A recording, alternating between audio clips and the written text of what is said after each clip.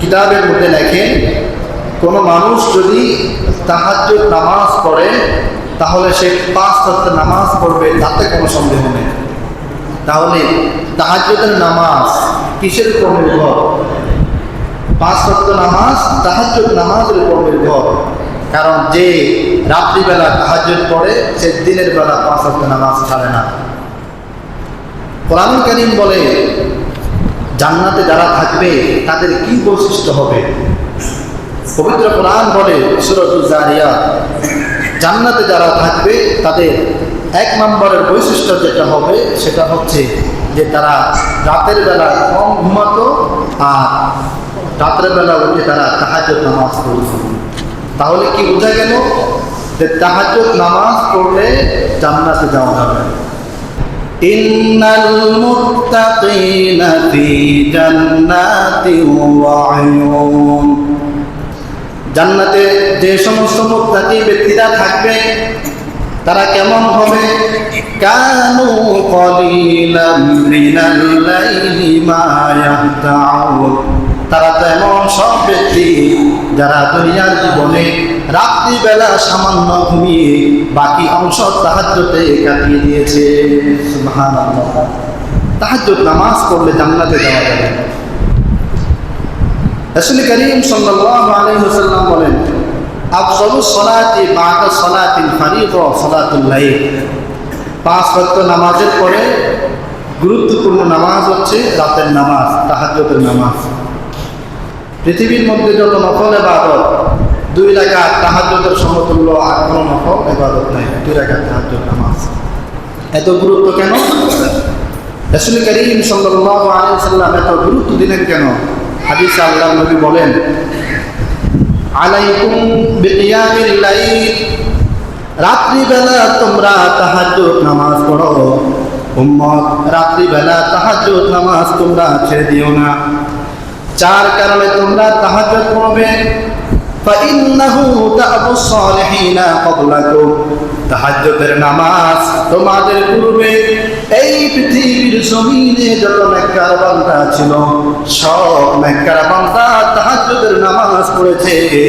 অতএব উম্মত তোমরা তাহাজ্জুদ নামাজ পড়ো, তাহাজ্জুদ ছাড়বে না। 1 নম্বর। 2 নম্বর, আল্লাহর নবী বলেন, ওয়া হুয়া কুরবাতুন ইলা রাব্বিকুম, তাহাজ্জুদের নামাজ রবের নৈকট্য লাভ করার ক্ষেত্রে 1 নম্বরের নামাজ, 1 নম্বরের ইবাদত। 3 নম্বর, আমাকারাতুন লিসাইয়্যাত, তাহাজ্জুদ নামাজের কারণে মানুষের সব গুনাহ মাফ হয়ে যায়। 4 নম্বর, ওয়ামালহাতুন আনিল ইসমি, তাহাজ্জুদের নামাজ মানুষকে পৃথিবীর সব খারাপ কাজ থেকে, পৃথিবীর সব গুনাহের কাজ থেকে বিরত রাখে। সুবহানাল্লাহ। 4 কারণে তাহাজ্জুদ পড়ো। 1 নম্বর, তোমাদের পূর্বসূরি সকল নেককার বান্দা তাহাজ্জুদ পড়েছে, নবী বলতেছেন। 2 নম্বর, তাহাজ্জুদ নামাজের মাধ্যমে মানুষ আল্লাহ পাকের নিকটে চলে যায়। 3 নম্বর, তাহাজ্জুদের নামাজ মানুষের গুনাহকে মিটিয়ে দেয়। 4 নম্বর, তাহাজ্জুদের নামাজ মানুষকে গুনাহ থেকে বিরত রাখে। 4 কারণ। একদিন জিবরাইল আমিন আল্লাহর নবীর কাছে আসলেন, ইয়া রাসূলুল্লাহ, ইয়া হাবিবাল্লাহ, শারাফুল মুমিন কিয়ামুল লাইল, হে নবী আপনি কি জানেন মুমিন ব্যক্তির মর্যাদা কোথায়? নবীজি আপনি কি জানেন মুমিন ব্যক্তির সম্মান কোথায়? বিকিয়ামিল লাইল, হে আল্লাহর নবী মুমিন ব্যক্তির সম্মান মর্যাদা হচ্ছে রাতের বেলা তাহাজ্জুদ পড়া। জিবরিল বলতেছে, ইয়া মুহাম্মদ, হে মুহাম্মদ সাল্লাল্লাহু আলাইহি ওয়াসাল্লাম, মুমিনের সম্মান রাত্রিবেলা তাহাজ্জুদ পড়ার মধ্যে, তাহাজ্জুদ পড়া। এই জন্য আল্লাহর নবী মক্কা থেকে যেদিন হিজরত করে মদিনা চলে আসলেন, মদিনার সব মানুষের উদ্দেশ্যে তিনি 3টা কথা বললেন। 1 নম্বর, নবীজি বললেন, আফসুস সালাম, হে মদিনার মানুষেরা তোমরা একে অপরকে বেশি বেশি করে সালাম দাও। 2 নম্বর, নবী বলেন, ওয়া তা'ইমুত তা'আম, একে অপরকে খানা খাওয়াও। 3 নম্বর, নবী বলেন, ওয়াসাল্লু ওয়ান নাসু নিয়াম, রাতের বেলা জাগিয়ে জাগিয়ে তোমরা তাহাজ্জুদ পড়ো। রাত্রিবেলা তাহাজ্জুদ পড়ো। আল্লাহ নবী মদিনায় যেদিন সর্বপ্রথম আসলেন, তামাম মদিনাবাসীর উদ্দেশ্যে তিনি এই তিনটা কথা বললেন।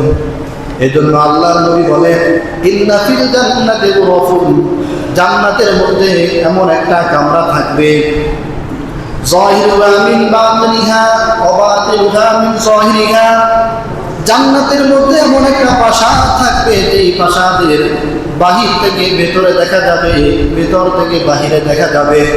নবী বলেন, হে উম্মত, তোমরা কি জানো ওই প্রাসাদ কারা পাবে? ওয়াসাল্লা ওয়ান নাস নিয়াম, রাতের বেলা যারা জেগে জেগে তাহাজ্জুদের নামাজ পড়ে আল্লাহ রাব্বুল আলামিন তাদেরকে সেই প্রাসাদ দান করবে। সুবহানাল্লাহ। তাহলে জান্নাতের সেই সাদা প্রাসাদ, যেটা ভেতর থেকে বাহির থেকে ভেতর দেখা যায়, এটা কারা পাবে? যারা তাহাজ্জুদ পড়ে।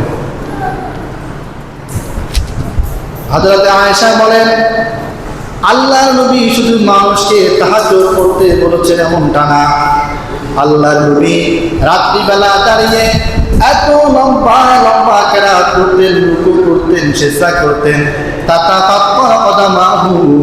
আম্মা জান আয়েশা বলেন, নবীজির পা মোবারক খুলে যেত, কিন্তু এরপরও আল্লাহর নবী তাহাজ্জুদ ছাড়তেন না। তিনি তাহাজ্জুদ করতেন। নবীজি তামাম পৃথিবীর মানুষকে যেটা বলেন সেটা তিনি আগে করেন, এরপরে মানুষকে বলেন। নবীজি নিজেও তাহাজ্জুদ করতেন।